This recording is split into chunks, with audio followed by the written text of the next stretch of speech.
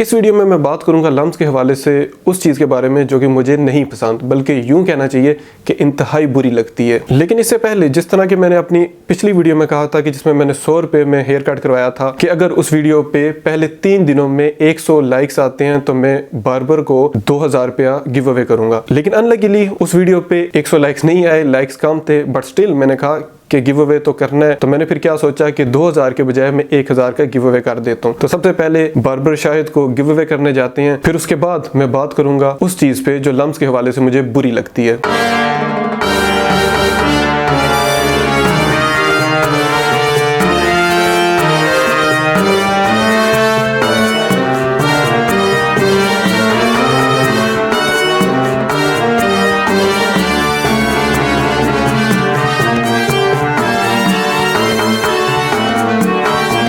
ये वैसे इस इनादों पे देते हुए ना मुझे वो फीलिंग आ रही है जिस तरह शादियों पे सलामी देते हैं ना, उस तरह की फीलिंग आ रही है।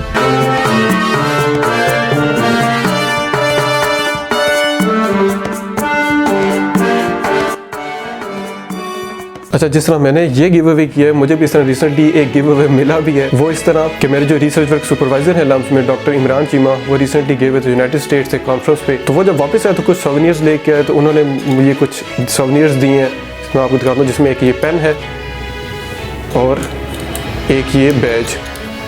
Look, so this is so cool. And badge पे लिखा हुआ है I love photonics but I also love you.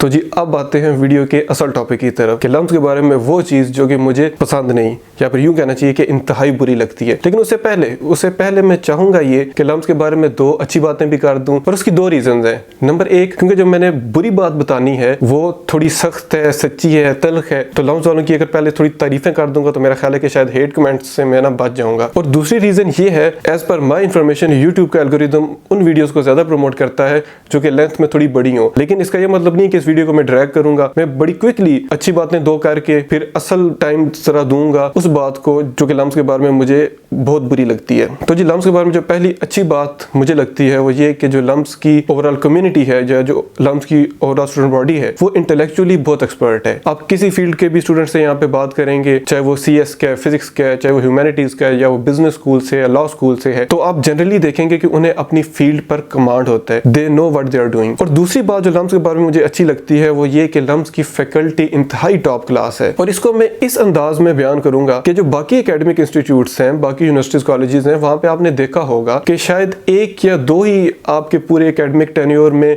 आपको टीचर्स मिलते हैं जिनसे आप वाकई में इंस्पायर होते हैं। लेकिन लम्स में मैंने देखा है कि बड़ा फ्रिक्वेंटली आपको बार बार ऐसे टीचर्स मिल जाते हैं जो कि आपको किसी न किसी तरीके से इंस्पायर ही करते हैं। और उसकी शायद मेन रीजन ये है कि लम्स की फैकल्टी अपने काम को लेकर बड़ी संजीदा है। वो जिस एरियाज में भी काम कर रहे हैं, जिस एरियाज में भी वो रिसर्च कर रहे हैं, they are very passionate about that. और जब कोई शख्स अपने काम को लेकर पैशनेट होता है तो वो फिर लोगों को इंस्पायर करता ही करता है। अब फाइनली मैं बात करूंगा लम्स के बारे में वो चीज जो कि मुझे इंतहाई बुरी लगती है, वो है स्टीरियोटाइपिंग। मतलब ये कि लम्स में जो स्टूडेंट बॉडी है उसमें मैंने देखा है कि यहाँ पे पर्टिकुलर कैटेगराइजेशन एग्जिस्ट करती हैं, या फिर इसे अगर थोड़ा और आसान लफ्जों में भी कहा जाए तो आप यूं कह सकते हैं कि लम्स की स्टूडेंट बॉडी जो है वो जजमेंटल बहुत है। एक तो जजमेंटल होता है ना कि जी every person is judgemental to some extent, नहीं, ये वो वाला नहीं है। ये जजमेंटल इस तरह का है कि फॉर एग्जांपल आप किसी नए बंदे से मिले, यहाँ आपने कोई उससे बात की, एट द सेम टाइम उस बंदे ने अपने जहन में आपके बारे में कोई इमेज क्रिएट करना शुरू कर दिया, और वो पर्टिकुलर सो कॉल्ड लम्स के स्टैंडर्ड्स जो हैं उनके अकॉर्डिंग आपको वो एवेलुएट करने लग पड़ेगा और आपके बारे में एक जजमेंट क्रिएट करने लग पड़ेगा। आपको पता भी नहीं होगा, आप उसे बात कर रहे होंगे, एंड इन नैनो सेकेंड्स, और रेदर आई शुड से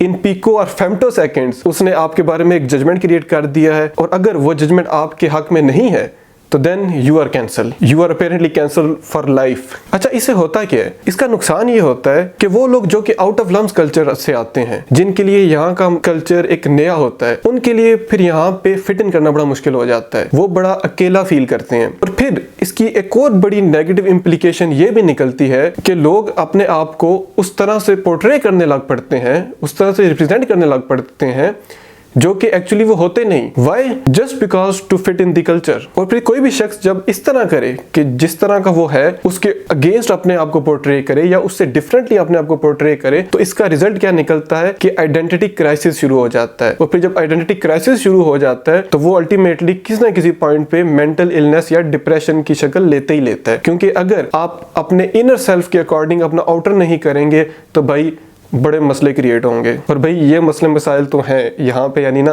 ये स्टीरियोटाइपिंग और कैटेगराइजेशंस ये एग्जिस्ट करती हैं और बड़ी ख़तरनाक किस्म की एग्जिस्ट करती हैं। लेकिन वेट, ये जो लम्स कम्युनिटी के बारे में मैं जो एक ओपिनियन दे रहा हूँ, तो क्या ये भी मैं स्टीरियोटाइपिंग तो नहीं कर रहा? थोड़ा कन्फ्यूजिंग हो रहा है वैसे ये।